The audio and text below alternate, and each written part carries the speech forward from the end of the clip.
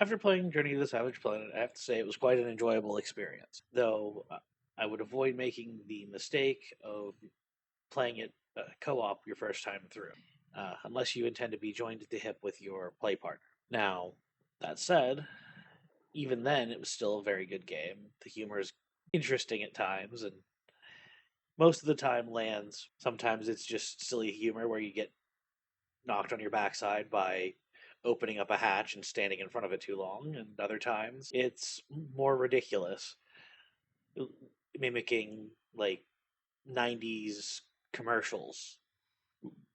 It's got a fun element of having a computer assistant that is part of your spaceship that is unique and quite entertaining at times.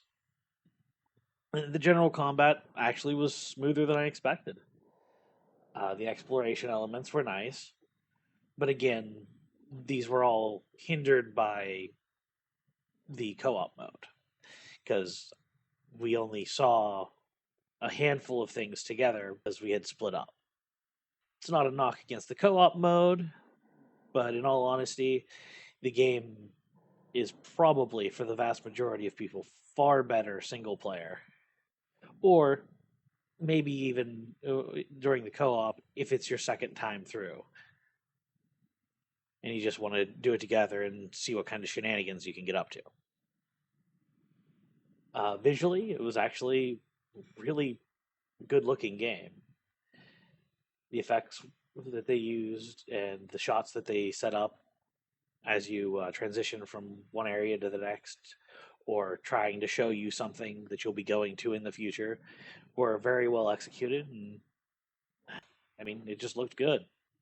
If I had to say anything to keep an eye out for, is that if the humor doesn't land for you, it may become obnoxious before the end of the game.